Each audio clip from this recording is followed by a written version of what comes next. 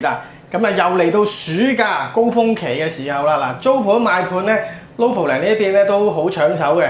咁啊，今日同大家嚟睇呢一個咧係一個三房600幾尺嘅三房套房啊，咁一齊嚟參觀下先。好，入到嚟單位啦，676尺嘅三房套房，一齊入去參觀下先。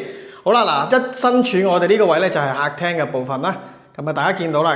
size 面積就相對大，咁呢一個單位咧，其實個景觀咧就係望翻前面嘅山景嘅，係啦，咁開啲露台俾大家睇下啦。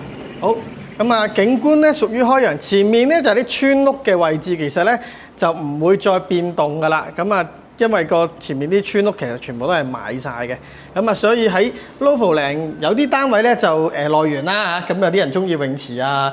會鎖景啊，咁啊景觀開揚嘅呢一邊嘅景咧會選擇性會高啲，咁啊望一望客廳啦，其實見到啦，咁啊飯廳客廳分明嘅，咁啊兩邊廳，咁啊呢一隻我哋叫水晶柱啊，點解咧？佢係趟門嚟嘅其實，但係佢又亦都係有一個明火爐頭煮食嘅，係啦，咁啊方便大家去使用啦，煮飯啦。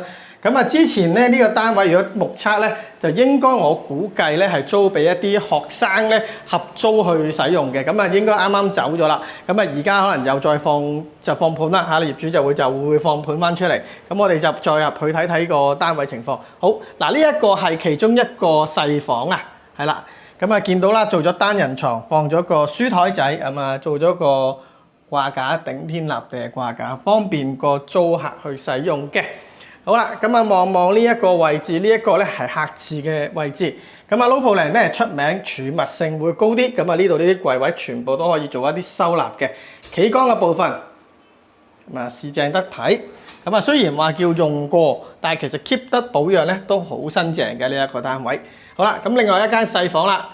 咁呢間細房你見到咧，大家都係掛衫，所以我覺得佢似應該啱啱租完俾人啊。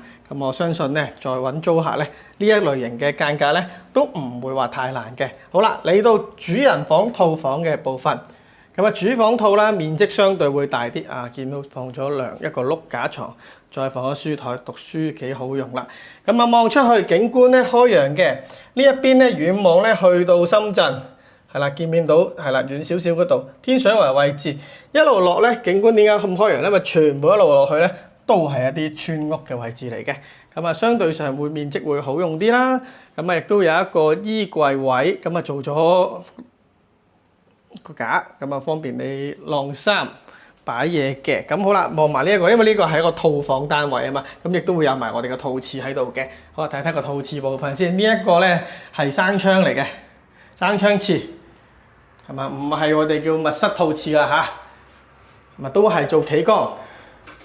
咁如果你話正常一個可能學生嘅，尤其是而家你暑假嘅一啲高峰期啊，學生如果好似咁樣嘅間隔上咧，租4個1、2、3、4頭啲碌架床主人房啊嘛，咁其實應該完全冇問題。我假設每個租客可能大概7、8千蚊到啦，咁啊7、4、28都2萬幾啦，2萬尾啦係嘛？業主個回報性都好高嘅。咁啊，唔知你哋對呢個單位咧，或者呢個三房類型咧，有冇咩意見咧？歡迎喺評論區話我聽。